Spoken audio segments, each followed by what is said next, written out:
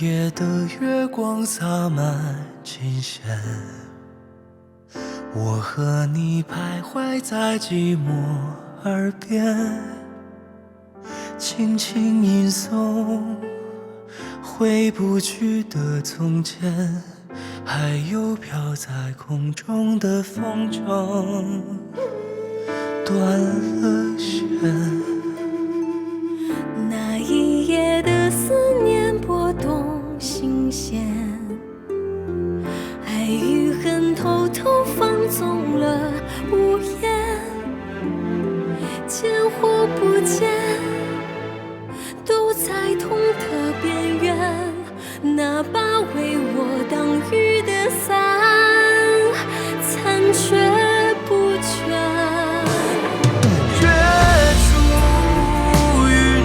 相见，月落再不相见，月出无限眷恋，月落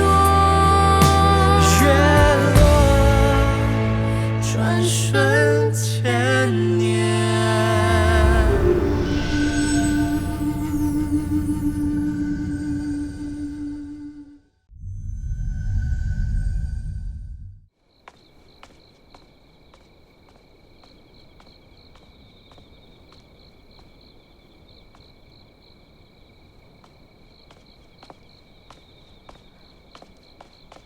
吕少府，韩少妃是刻意在这等我吗？我有一事不明，想向您请教。直言不讳地问吧。算计公子娇风险极大，就算是成功了，最大的得益者也是公子羽，你又为什么要冒如此大的风险？到底是为什么？出使途中，公子娇意图杀我灭口，还让我眼睁睁失去挚爱，我恨不得食其肉，饮其血，这恨至死方休。吕少府，你的心情我倒是可以理解，可是这世上没有人能理解我，没有人。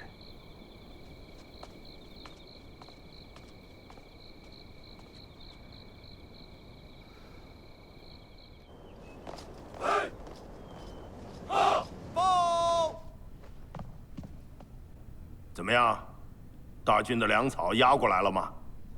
报上将军，秦王有令，全线撤军。什么啊？撤军？此时乘胜追击，便可攻破邯郸，灭亡赵国。为什么要撤军？卑职不知。上将军，这一定是太子的主意。要叫我说，咱们继续进攻。若将来王上问起，就说千里之遥，未曾收到将令。立即进攻。我问你，那粮草何处来呀？我们一路攻上邯郸，以战养战，以战养战也得国富民强。如今长平一战，赵国已经是满地疮痍，伤痕累累，百姓都没有得吃，你上哪儿去找给养去？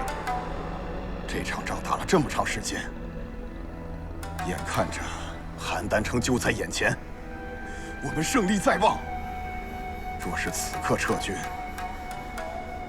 之前多少人的心血都白白浪费了，这背后之人是何等的居心叵测呀！范雎呀，范雎，你小人之心夺人，岂不坏了我大秦的大业？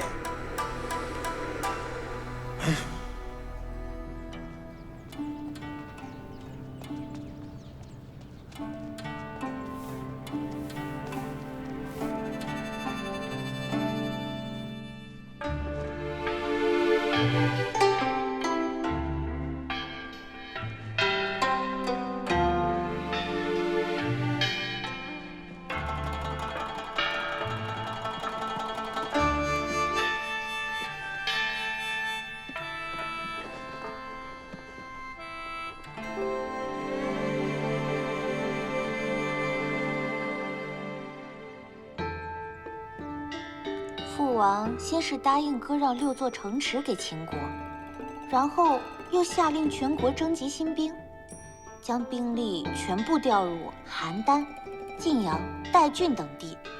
这秦国都退兵了，他还心急火燎地布置军防。母亲，您说父王他是不是被吓破了胆？你从来都不曾了解你的父王，你以为他从一开始就是这样贪图享乐、不知进取的吗？我从小到大看到的都是他怀中搂着美人的风流模样，我可没见过第2个父王。你一直都说你长大了，在我看来，你比谁都天真。母亲，您可别小瞧我，说不定哪一日，我真能让您刮目相看呢。你呀，还差得远呢。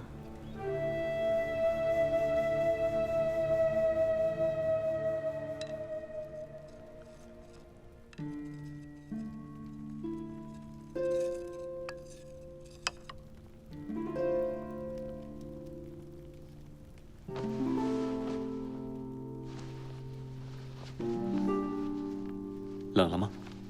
你冷了是吗？那我去取披风。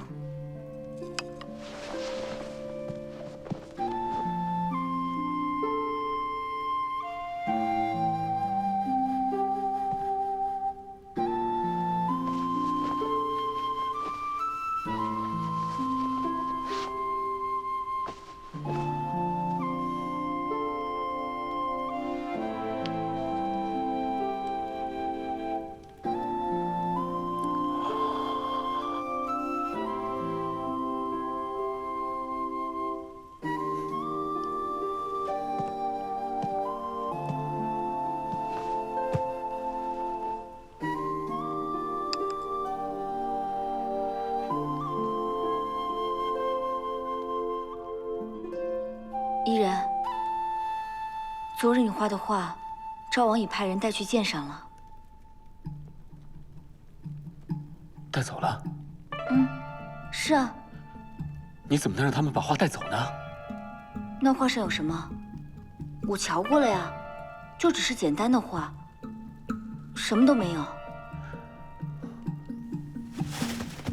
依然。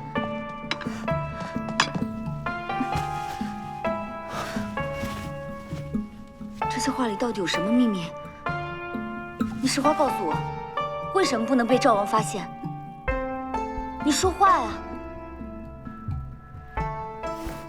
我猜不出，临泽宫的那位少妃智谋百出，她一定能猜得出你画了什么。我去问她。不可。那你告诉我。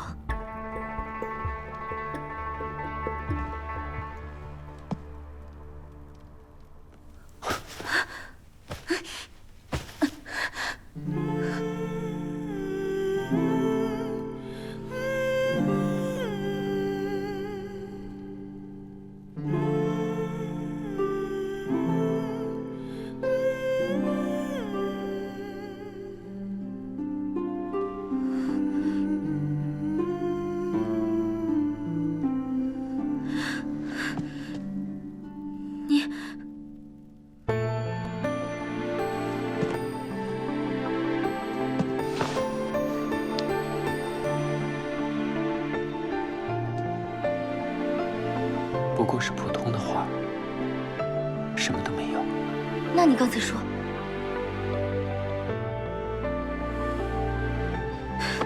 依然，你戏弄我。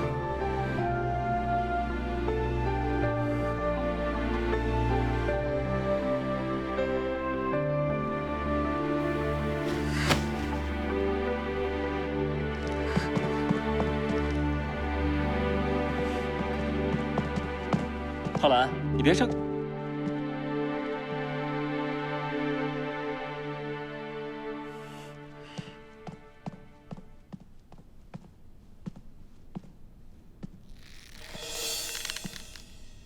吕兄，你怎么来了？王孙，我有事与您商量。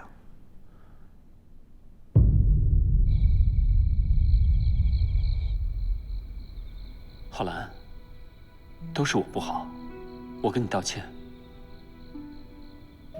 你一整天都没开口了，跟我说句话，行吗？真的不理我了？以后都不理我了？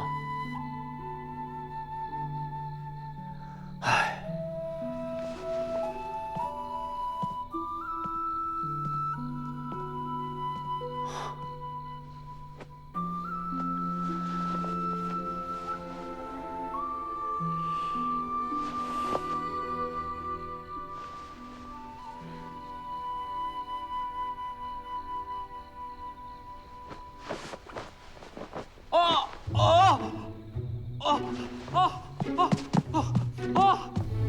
伊人，你怎么了？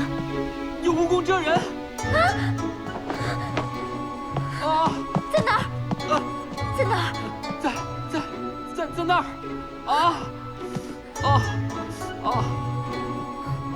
你没事吧？我没事，在那儿！不对啊，我白天熏了屋子，怎么还会有毒虫啊？你干什么？你放我下来！放我下来！我说过，给他3次机会，这一次，我不会再把你让给他了。浩然，你愿意做我的妻子吗？我不是你的妻子，又是谁的妻子呢？那这么久了，你还天天让我睡地上？不是你自己每天都铺好踢踏的吗？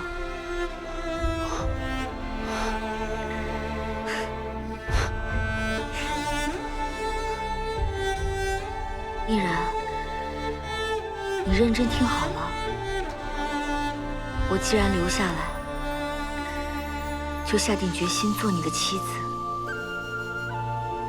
不悔？不悔。现在想要后悔，也晚了。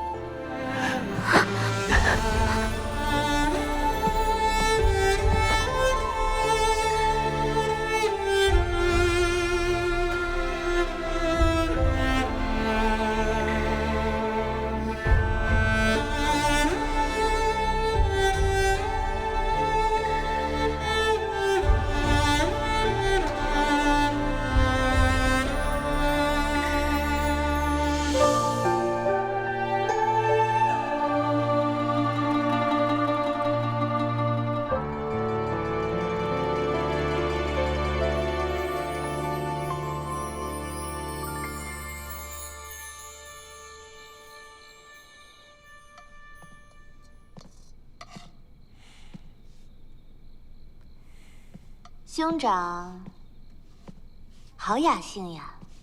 背负了调戏庶母的罪名，整日幽禁于此，还能有什么乐趣？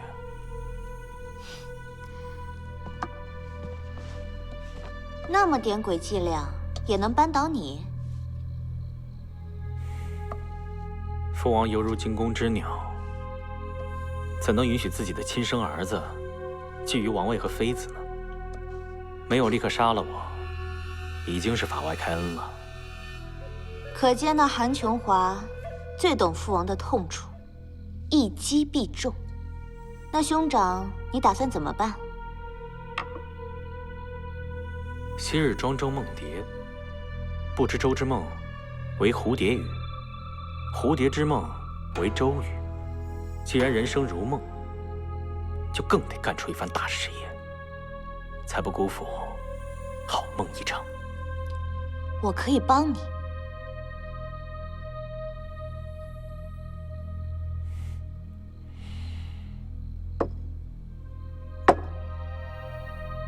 试试。兄长，这是什么肉啊？我日日监禁于此，只有受暑为伴。你说呢？这点苦都吃不了，还想干出一番大事业吗？我的好妹妹，你得多学着点儿。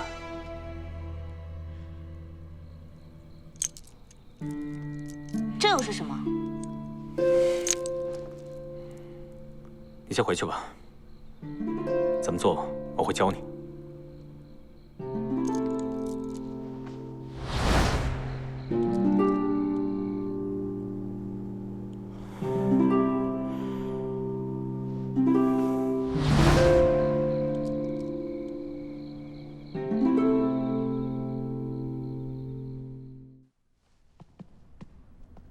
王上，燕国策反了武元令复报，现在正在武元集结兵马，枕戈待旦。燕国兵力多少？40万人。新兵组织如何？王上，我军主力在长平一战消耗殆尽，集全国所有的新兵，现有10万余人，正夜以继日的操练。谁愿为将？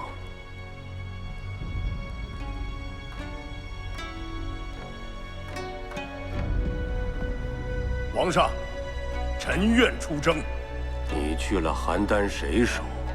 一个邯郸守将责任重大，不懂吗？不准！皇上，谁愿为将？皇上，臣有句实话不得不说。我赵境内青壮年大都死于长平之战，境内尽是孤儿寡母，实在无力再战。若真要与燕国兵刃相见，只怕不让应战，难道眼睁睁看着燕人掠我赵国城池吗？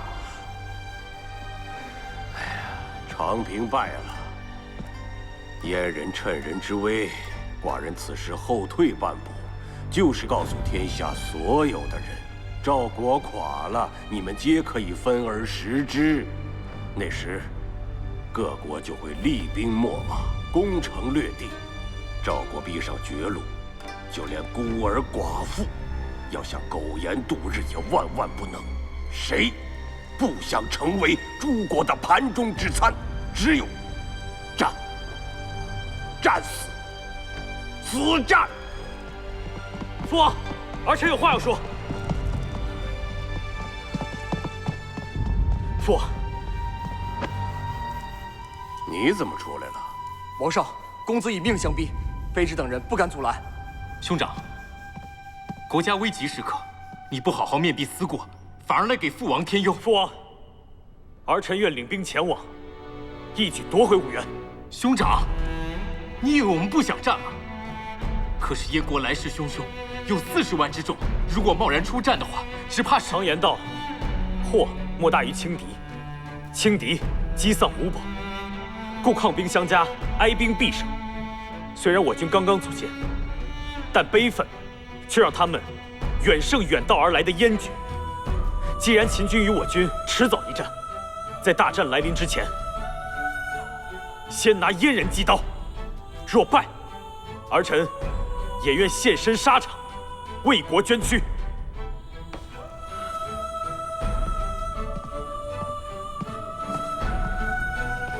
父王看错你了，没想到你还有如此魄力。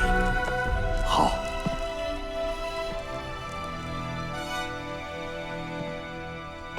皇上，公子虽然有雄心壮志，却太年轻了。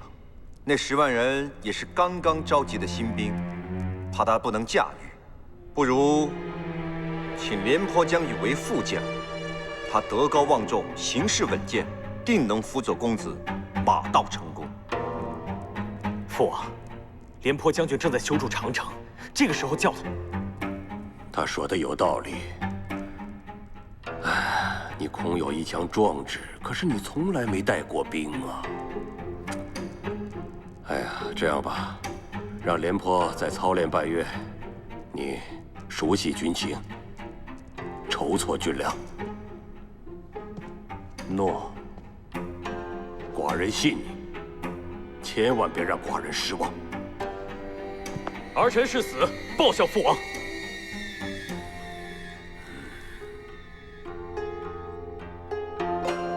好一个公子纠，他明明就是被幽禁起来了，怎么消息还这么灵通？燕赵夙愿由来已久，长平一战，燕人虎视眈眈，动兵是迟早的事。公子娇会抓住这个机会，一丁点都不奇怪。那你还让他领兵？你这不就是白白把兵权送给他吗？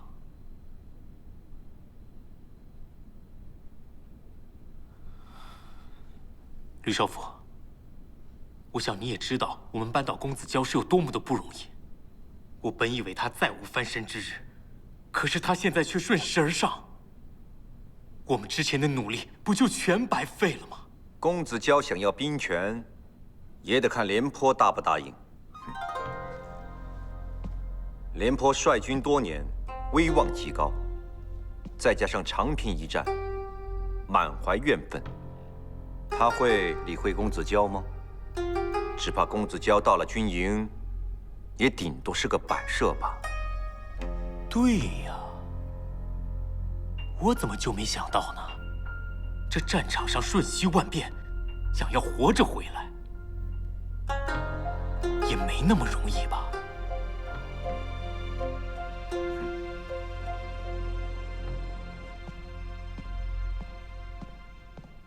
舅父为何如此苦闷？不知道公子到此有何要事啊？若我说想请舅父助我一臂之力，夺赵王之位呢？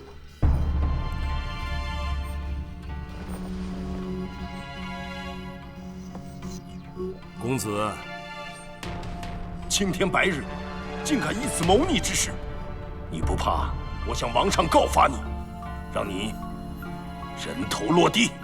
人头落地，人头落地！舅父，你听听外面的哭声到底有多惨！我一路骑马而来，穿过街巷，所到之处，有白发苍苍的女人在哭，叫着儿子的乳名；有刚刚失去君子的妇人，隐隐哭泣；有不懂事的孩童，一声接一声的哀啼。整个邯郸城，处处都是血白，处处都是心碎。可我父王看不见，他还抱着那个女人在饮酒作乐，在宫殿里依旧歌舞升平。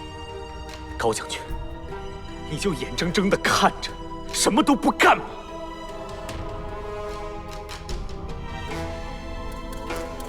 你想干什么？我又能干什么？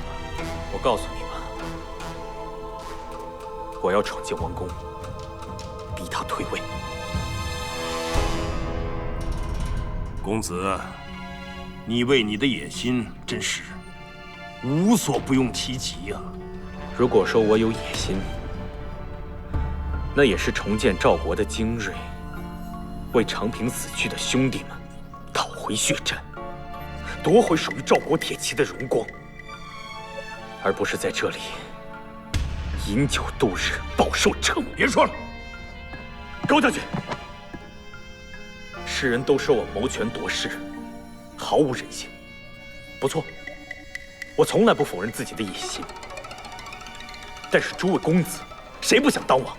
谁不想拥有权力？我的父王用手中的权力葬送了45万大军，葬送了半个赵国。从今以后，别说抵抗秦国，便是守卫国家都成了奢望。所以，我要夺回他手中的权力，就像我的祖父夺取武陵王手中的赵国一样。唯有如此，才能鼓舞士气，重振赵国。可现在，我需要您的帮助，而我也将帮助你。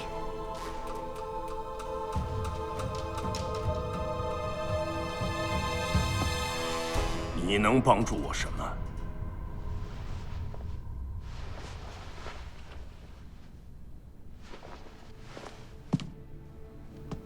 据我所知，连老将军人生中最大的梦想，就是与人屠白起决战。纵不能名留青史，也要让世人看看，白起之矛与廉颇之盾，到底谁高谁低。廉颇尚且如此，何况将军乎？若将军助我一臂之力，我将最后决战的机会留给将军您，如何？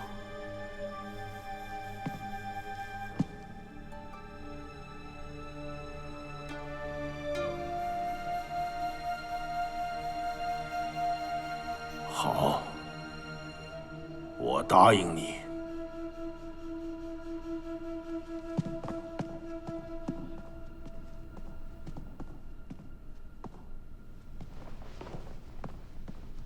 公子慢走，告辞。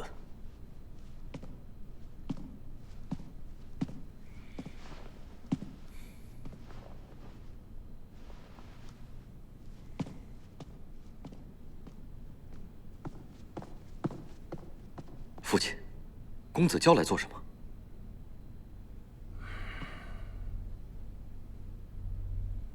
他来诱我谋逆，您可千万不能答应他呀！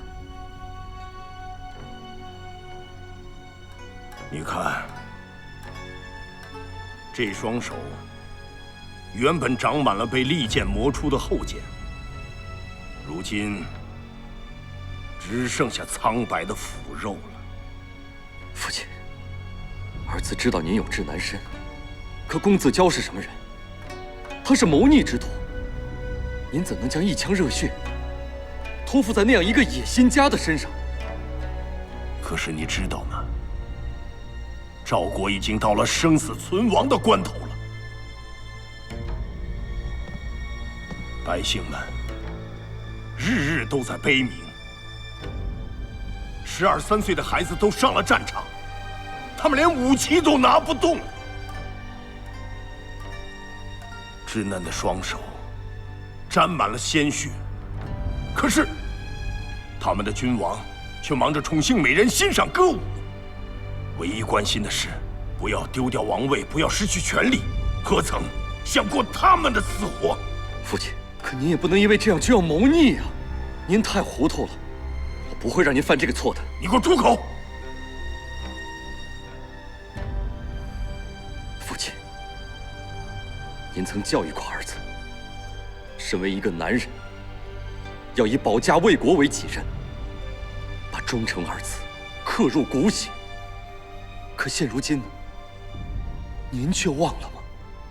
我保的是民，不是赵丹；我忠的是国，不是君王。跪下！我让你跪下！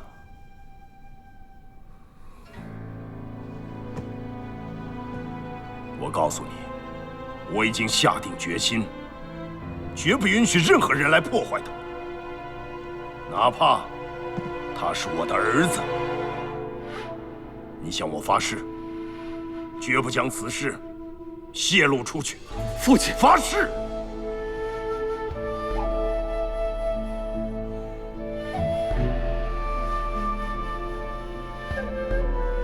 儿子发誓，今日父亲所言，绝不对外走漏半句。若为负冤，万箭穿心，不得善终。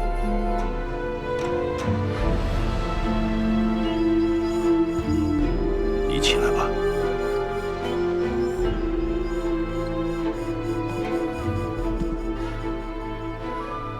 记住你今天说的话。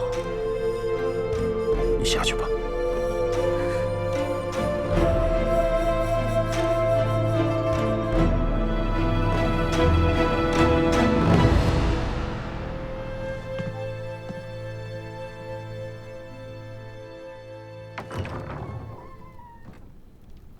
冷啊！哎呦，哎，加点火。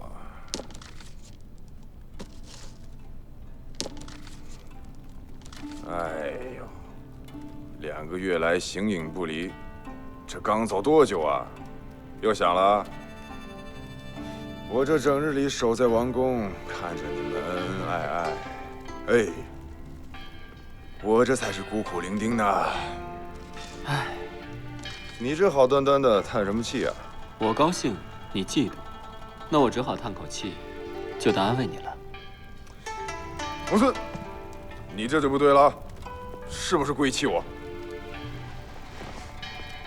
好了好了，别生气了啊。浩然给我去取新的药酒，很快就回来。我呀，去外面候他。有什么事吗？秦王孙，公主有请。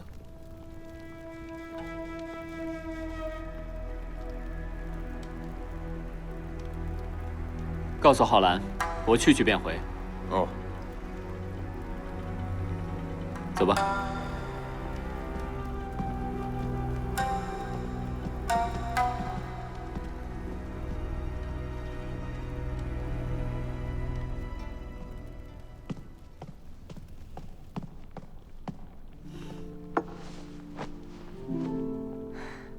药已经配好了，记得1日2回，按时热敷。不过，秦王孙的膝盖到底怎么回事啊？我听公孙将军说，每秦赵起了纷争，赵王都变着法子寻他出气。那个时候他不过就是一个13、14岁的孩子，有一次在大学里掉了通宵。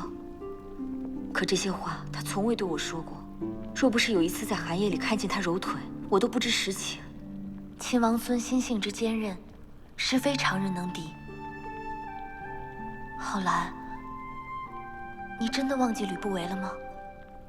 我一直担心，你是不是在跟他赌气，才委身秦王孙。小春，秦王孙是我的丈夫。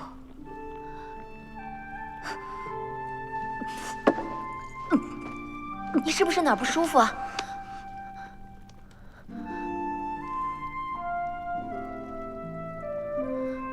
浩然，难道你……别让人知道。为什么？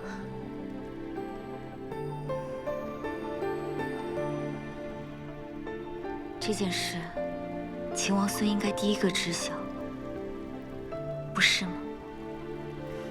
浩然，我们是好友，可我现在才知道，我一点都不了解你。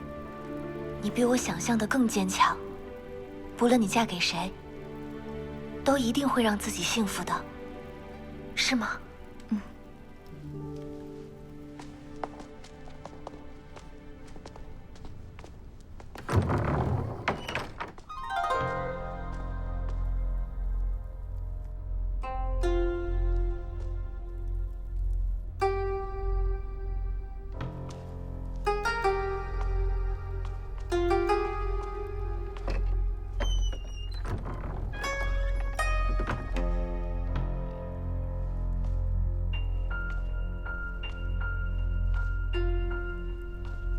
公主匆匆召我前来，究竟有何要事？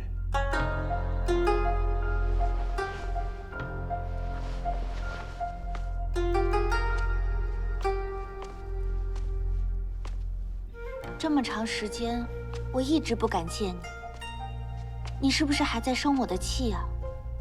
我那会儿不知道怎么了，竟一心想你死。现在想起来，真的好后悔。我从未怪过你。真的？真的。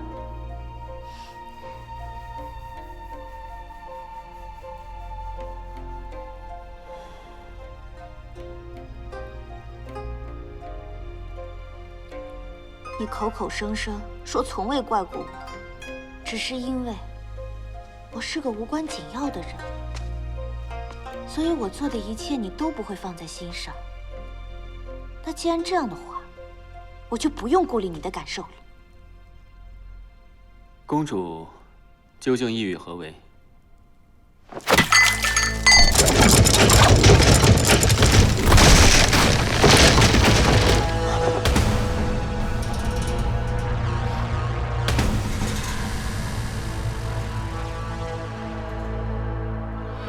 公主要杀我？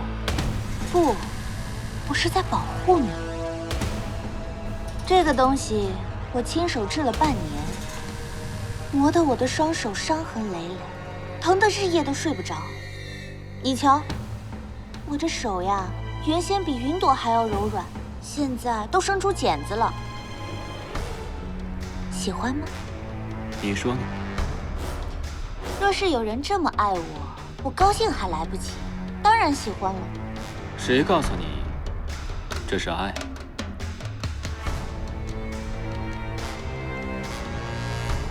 祖父去世后，我的祖母一直临朝听政。她体恤民情，治国有道，所有人都赞颂她。可是你知道我的祖父是怎么死的吗？怎么死的？那时祖父宠幸刘基，一心想要废掉王后。可是，一旦废后，太子地位不保，祖母便在他重病的时候送上一碗羹汤。不过半个时辰，祖父就走了。祖母之所以杀掉祖父，只是不想沙丘之变，父子相残的悲剧重演。可是从那以后，父亲再也没有对祖母说过一句话。艺人，我有一个秘密，从来没有告诉过别人。我跟你说了，你可千万不要说出去。什么秘密？小时候我爱玩捉迷藏，有一次我躲到祖母床下，在床底下我发现了一个坛子，喏，有这么大。你猜，那里面是什么？是什么？关键时刻我没能打开，祖母便回来了。但是我知道，祖父下葬的时候少了一颗头颅。艺人，你不要害怕，我不会杀你的。我只是想告诉你，爱有很多种表达方式，占有和掠夺也是其中一种。我只是比任何人都活得真实罢了。好了，你在里面好好待着吧，我会派人送一些书还有琴过来，你弹一首曲子，看一卷书，事情就结束了。公主雅，放我出去！放我出去！公主雅！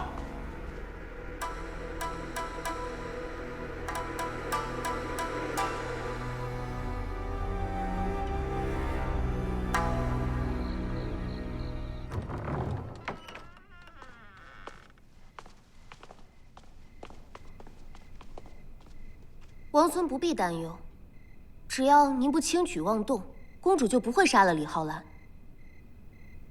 你就这么让我空坐着？取琴来。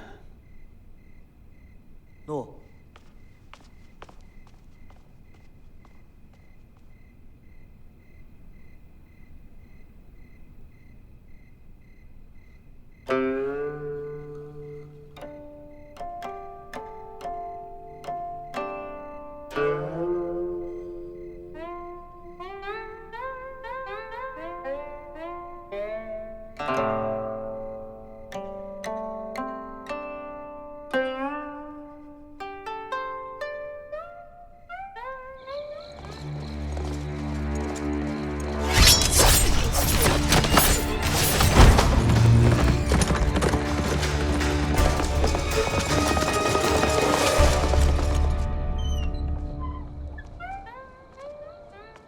王司父，啊，公孙将军，这琴声是？好像是北边传来的。瑶华宫。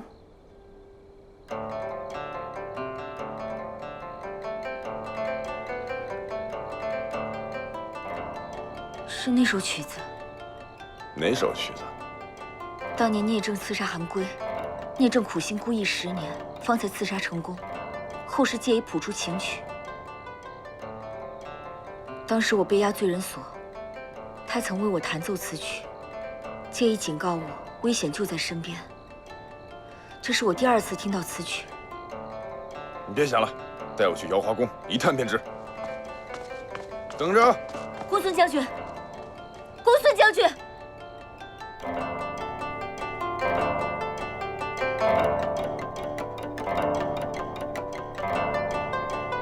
别再奏了。不是你家主子让我随意打发时间的吗？这首曲子令人听得心浮气躁的，王孙还是换一首吧。那便算了，反正我也没这个心情。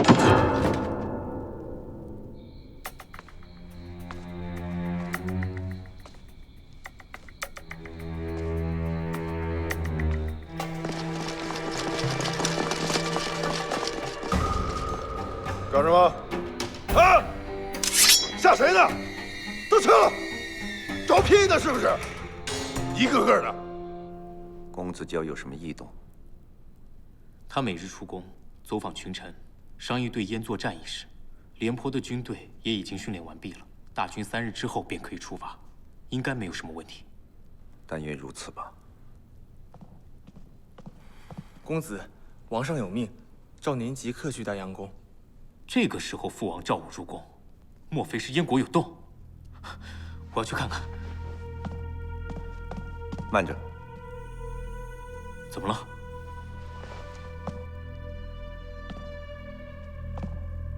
公子不觉得今天夜里太过安静了些吗？安静？现在已经是2更时分，却迟迟未听到打更的声音。说，谁派你来的？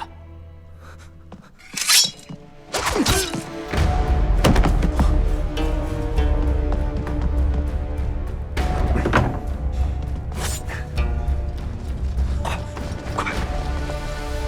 吕兄，有埋伏。公子，看来公子娇不会上前线，他是要逼宫。他哪儿来的那么多叛军？高墨只有2万邯郸守军，高后阳虽然负责宫内巡查，但是4道宫门各自有人把守，他们怎么那么大胆？集中兵力破开一门，顺利拿到传位诏书，他便成了名正言顺的储君。他们矫诏骗你去丹阳宫，就是想一举杀了你。只怕到了那个时候，公子你就成了叛乱者，而高猛变成了带兵勤王的英雄。吕兄，吕兄，我现在该怎么办？4门当中可有你的心腹。公子，到了这个时候，难道你还要瞒着我吗？白虎门的守卫是我的生死之交，但如今包围重重，我怎么逃离啊？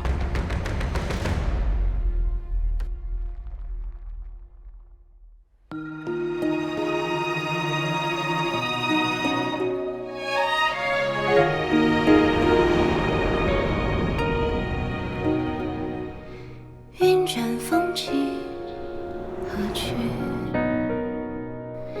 千溪流离陌上别离。此生为情寻觅，韶华荏苒难追忆。倾城绝艳回眸千笑，拂乱江山万里。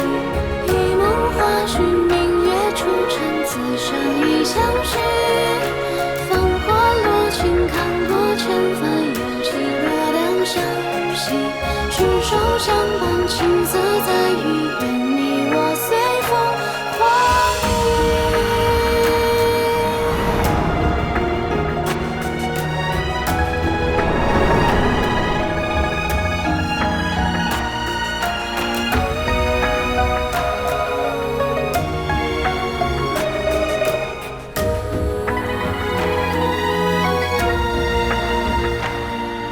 倾城绝艳回眸千笑，拂乱江山万里。一梦花絮，明月出尘，此生已相许。繁华落尽，看过千帆，有情若当相惜。执手相伴，青涩